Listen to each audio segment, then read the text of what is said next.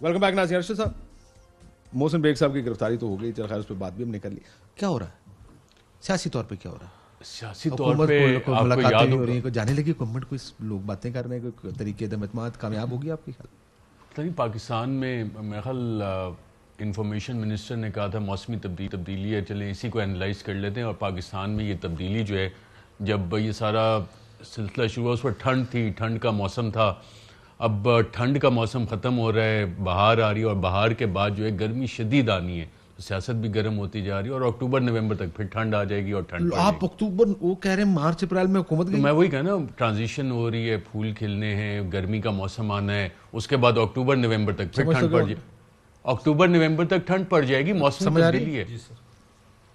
अक्टूबर नवंबर में ठंड आ जाती है। नवंबर में कहाँ ठंड पड़ेगी? मौसमी तब्दीली होती है, किसको ठंड पड़ जाएगी होता है। देखिए अभी शुक्र करें आरिफ हमीद भट्टी साहब नहीं है वहां से, नहीं तो ये भट्टी साहब ने अरशद में गुफ्तगू होनी थी, आप और मैं तो फिर करके देख रहे थे। मतलब की है मतलब मैं तो सिंपल बात कर रहा हूँ। आप वेदर अपडेट ले लें महकमा मौसमियात से, वो यही बताएंगे आपको कि हाँ जी, पाकिस्तान में जो 4 मौसम है उसमें मौसमी तब्दीलियाँ इन महीनों के हिसाब से होती हैं और उसी तरह कोई खास तब्दीली आप नहीं देख रहे? देखिए नवंबर से पहले अक्टूबर नवंबर में फिर ठंड पड़ जाएगी। ठंड पड़ती है, टेम्परेचर निकाल लें, हिस्टोरिकल रिकॉर्ड निकाल लें। आप इनके साथ कसौटी नहीं खेल सकते, उसके लिए आरिफ हमीद भट्टी साहब की जरूरत है। उनको लाइन पे ले लें, उनसे जरा पूछें। बदामी साहब से पूछ लो ना, डिसाइफर करें इनकी। बदामी साहब को ये समझ आ रही है कसौटी के? बदामी साहब तो समझ आ रही है कि कह रहे हैं? अब जाहिर सी बात है, पाकिस्तान में जब कुछ तकर्रियाँ होती हैं, unlike many other countries of the world, उसकी बुनियाद पे काफ़ी सियासी मंजरनामा का नक्शा खींचा जाता है, तो उसी तरफ इशारा है। लेकिन अरशद भाई ये नहीं बता रहे कि सही बात है मार्च अप्रैल में क्या होगा। आपने इससे पहले, ब्रेक से पहले, ये जहांगीर तरीन ग्रुप की बात की थी। फूल खिलते हैं, बाकी कई लोगों की तरह जहांगीर तरीन साहब, पतंगबाजी, बसंत होती है, बसंत पेचे होते हैं, ये सारा। पतंगे कटती भी है कि नहीं कटती है? कुछ कटती हैं, कुछ नहीं कटती। वो काटा होगा कि नहीं होगा, ये बताया ना आपके ख्याल में? इस दफा पतंग कटने वाली है किसी अहम आदमी की? अब देखिए, एक पतंग नहीं है, इससे काफी सारी पतंगें बसंत में उड़ती हैं, कोई एक पतंग तो नहीं उड़ती, मुख्तलिफ छतों में। अब तो खैर पंजाब में बैन ही हो गई, बल्कि एक कल्चरल इवेंट था आपका, वो चल ही नहीं रहा, और कितनी इकोनॉमिक एक्टिविटी भी उससे जनरेट होती थी। आपने लॉ वहाँ जहाँ पे इन्फोर्स करना था कि यार ये जो तार है जिससे कि आपकी डेथ्स होती हैं या बाकायदा इंजरीज होती हैं, उसको आपने कंट्रोल करना था। मैन्युफैक्चरिंग प्रोसेस को वहाँ से आप कंट्रोल करते।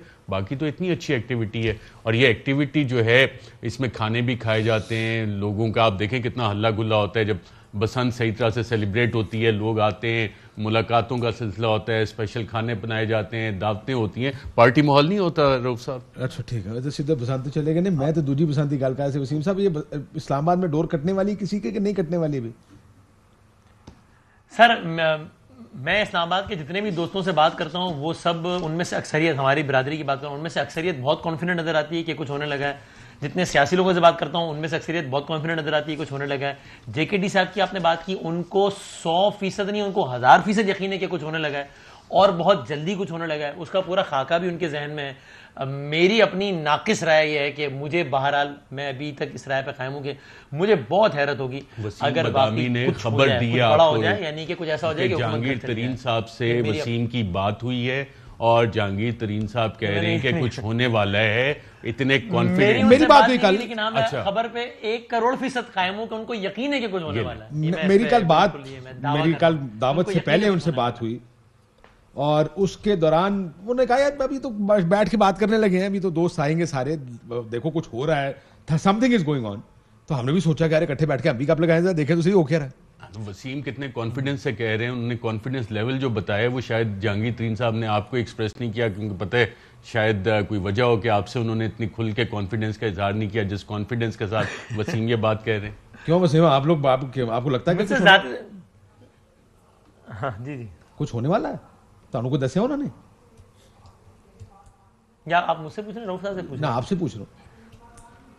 अच्छा मुझसे नहीं, अच्छा मेरी जाती बात नहीं हुई है जहांगीर तरीन साहब से, बल्कि उन्होंने तो मुझे आखिरी जो हमारा इंटरेक्शन होता है, उन्होंने मुझे एक लीगल नोटिस भिजवाया था, पता नहीं हर जाने का कितने अरब रुपए का, तो सारा तो। लेकिन मैं बिल्कुल यकीन से कह रहा हूं कि उन्होंने ये सेंस कम्युनिकेट किया है कल की मीटिंग में कि कुछ नहीं बल्कि बहुत कुछ होने लगा है, और बहुत जल्द होने लगा है। अच्छा, और बाकी भी जिन जिन लोगों से बात है जिनको लगता है कुछ होने लगा है, वो सब ये कहते हैं कि बस ये अगले 1-1.5 महीने में होने लगा है, बल्कि अगले कुछ हफ्तों में होने लगा है।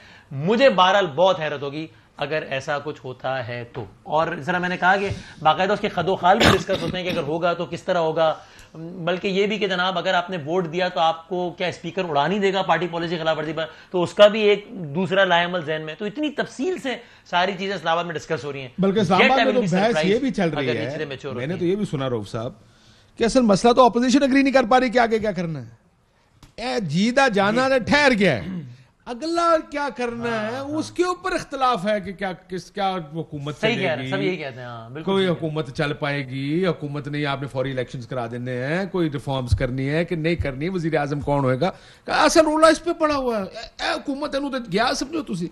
मेरा नहीं ख्याल, खैर आपकी अपनी, क्योंकि आप इस्लामाबाद और उमर की बात, आपके ज्यादा आपके लिंक्स भी हैं, कंटेक्ट्स भी हैं सियासतदानों से, मस से आप, और आपकी पॉलिटिकल जजमेंट बेहतर है मुझसे बहुत सारी।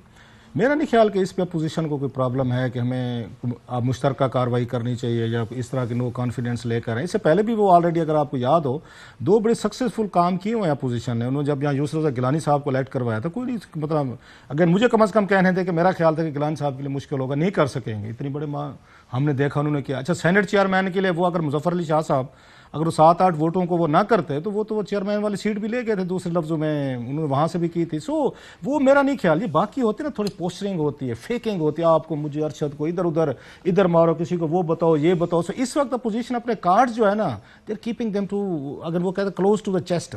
अब वो कोई अपनी बात किसी सहाफी को नहीं बता रहे। ये पहली दफा मेरा ख्याल में सहाफी बेचारे जो हैं उनको बेबस देख रहा हूं कि उनको अंदर की खबर नहीं आ रही, कुछ नहीं पता चल रहा। खबरें तो आ रही हैं, लेकिन अरशद मैं आपको एक बात बताऊं, मैं ये जो बात है ना, मैं अभी हमारे को दोस्त खबरें दे रहे हैं कि जनाब हुकूमती लोग ही हुकूमत के खिलाफ वोट डालेंगे, people are keeping their cards very close to their chest, Maulana Fazl Rehman and Shahbaz Sharif. मसला ये, एक बात मैं आपको बताऊं, मेरे पास अगर हुकूमत के 15 बंदे हो ना, और मुझे पता हो कि उन्होंने मुझे वोट डालना, तरीके से एतमाद आ चुकी होती। सर इससे पहले ऐसे थोड़ा जवाब थोड़ी सी मैं क्लियर कर दूं सर, मुझे आते हैं या मेरी कंफ्यूजन दूर करें। मेरा ख्याल है जब तहरीक एतमाद आती है तो prime minister is required to 172 vote उन्होंने लेने थे, अगर मैं गलत नहीं समझ रहा तो उसमें उन्होंने आके, अगर मैं तहरीक लेकर आया हूं, बंदे मैंने पूरे करने। अच्छा, दैट्स फिर उस पे है ये। अगर तो पीएम को कोई छोड़ जाता है और ये फिर कहते हैं आप वोट ऑफ कॉन्फिडेंस लेंगे, तो vote of confidence prime minister को लेना पड़ता है। अच्छा, बहरहाल इस पे मेरी एक बिल्कुल नहीं, वो काशिफ साहब सही कह रहे हैं, जो वोट ऑफ नो कॉन्फिडेंस लाएगा उसको, नो कॉन्फिडेंस और वोट ऑफ कॉन्फिडेंस में ये फर्क है। कॉन्फिडेंस लेने के लिए पीएम को नंबर पूरे करने, नो कॉन्फिडेंस के लिए जिस तरह सेनेट का चेयरमैन का नो कॉन्फिडेंस आप लेकर आए, अब आपने एज ऑपोजिशन नंबर पूरे करके देने हैं कि अच्छा, नईम अशरफ भट्ट ने कल एक खबर दी थी कि जी चौधरी परवेज इलाही को ऑफर की गई है। जो यार ये कामिल अली आगा साहब के बयान को तो ट्रांसलेट करें मेरे लिए, वो भी करते हैं, सुनाओ आपको। नहीं, वो उस पर आते हैं, अभी टाइम है थोड़ा। जो नईम अशरफ भट्ट ने की जी चौधरी परवेज इलाही साहब को कहा गया है कि आप वजीर आला बने, ये ऑफर उनको दी गई है। सेंटर में भी एक बड़ी सरप्राइजिंग ऑफर साबिक सदर आसिफ जरदारी को लोग कह रहे हैं कि कहा गया कि जी आप वजीर आजम बन जाए। उन्होंने शायद इस पर अभी तक आमादगी का इजहार नहीं किया, वो नून लीग को कहते हैं जी आप आगे हो, आप करें। जो मसाइल इसमें फंसे हुए हैं इस वक्त कि हुकूमत, कल मैंने असद उमर साहब से ये वाला सवाल किया कि मैं कहना नंबर्स आप लोग आएंगे उस सेशन में, कहते जी जो वोट ऑफ नो कॉन्फिडेंस लेके आएगा नंबर उसने पूरे करने हैं। लास्ट टाइम हमने नंबर अपने पूरे कर दिए थे, प्राइम मिनिस्टर ने वोट ऑफ कॉन्फिडेंस लिया था, हमारे बंदे उसमें पूरे हो गए थे। अब जब ये नंबर्स लेके आएंगे तो आपको हुकूमत का पता है, और माजी की अगर आप सारी तारीख उठा के देखें, जो सिटिंग गवर्नमेंट है, वीकेस्ट सिटिंग गवर्नमेंट, किसी को शायद कोरोना हो जाए, किसी को कोई ट्रेवल करने चला जाए, अपना ही बंदा नहीं, अगर आपके पास 20 बंदे या 30 बंदे आप ये दावा भी कर रहे हैं कि जी पीटीआई के नाराज हो गए, उनमें से जो सिटिंग गवर्नमेंट है उसमें ये पॉसिबल नहीं होगा कि ये सारे नंबर यहाँ तक पहुँच सकें। और बहुत रिसोर्सेज होते हैं, रिसोर्सफुल होती है सिटिंग गवर्नमेंट्स। अगर आप रऊफ ने तो इस पर किताब भी की हुई है, बड़े इंटरव्यूज़ भी किए हैं, और वो किताबें अभी मेरा ख्याल आनी है कि किस तरह से यहाँ पे कुछ होता है। जनरल असद दुरानी की किताब आप पाकिस्तान एड्रिफ्ट पढ़ लें, उसमें आपको पता है कि किस तरह से चीज़ें होती हैं। छांगा मांगा की मिसालें हमारे पास हैं, मरी की मिसालें हमारे पास हैं। तो अगर अपोजिशन ये ख्वाब देख रही है कि जी वो बंदे पूरे करके 20, 25, 30 बंदे ला सकती है, तो मेरा ख्याल उनके लिए काफ़ी मुश्किल होगा कि ये बंदे वो ला सकें। डिस्पाइट द फैक्ट जो कि आप अगर कामिल अली आगा साहब पे कह रहे हैं कि अगर वो भी हो तो हुकूमत के पास उसके अलावा दीगर और वसाइल और रिसोर्सेज हैं जिससे ये काम किया जा सकता है, और रऊफ इस पे मजीद रोशनी डाल सकते हैं। क्योंकि बहुत एक्सक्लूसिव डिटेल्स इन्होंने अपनी किताब के लिए चंद एक्सक्लूसिव इंटरव्यू करके रखे हुए। मैं आगा साहब का बयान सुन लें। मोहन इलाही साहब ने बड़े अलल ऐलान ख्वाज में कहा, पीएम साहब परेशान ना हो आपके साथ, घबराना नहीं, अपने वजीरों को क्या घबराना है। आगा साहब ने उसके जवाब में क्या कहा, जरा सुन। 4 जुमलों में इसको ट्रांसलेट करें आगा साहब के बयान। बतामी साहब। अच्छा, मुझसे कह रहे हैं सर, मेरा ख्याल है कि कामिल अली आगा साहब एक बहुत घाक सियासतदान है। मुनीस साहब भी हैं लेकिन उनका इंटरेक्शन कम होता है। कामिल अली आगा साहब ने 4 जुमलों में इसका खुलासा ये कि उन्होंने कहा है कि भाई मुनीस साहब ने तो बिल्कुल ही दरवाजा ही बंद कर दिया है। कम से कम लैंड देन दा दरवाजा तो खुला रहे, लेना मतलब लैंड देन दा दरवाजा तो खुला रखो थोड़ा, जाओ खुदा दा वास्ते लिए हुकूमत नाल मुज़ाकरात करने को, हो सकता है वजारत मिल जाए, कोई और 2 काम करा लिए, 2 आरपीओ लवा लेंगे अपने को, तो वजीर बन जाएंगे एक। और दूसरा ये अमूमन ये होता है कि कागा साहब ने जो बयान दिया, उन्होंने कहा भाईजान इतनी कॉन्क्रीट टर्म्स में बात नहीं होती सियासत के अंदर, थोड़ा सा खुला रहने दिया करें, बात ही जलील होंगे। अगर खुदा न खासा कल रियासत ने हुक्म जारी कर दिया कि हुजूर पीछे हट जाओ, तो फिर की कम किस मुंह पीछे हटाएंगे। एक ब्रेक के बाद जरा आपके पास आता है, एक ब्रेक लेते हैं, ब्रेक आता है आपके साथ।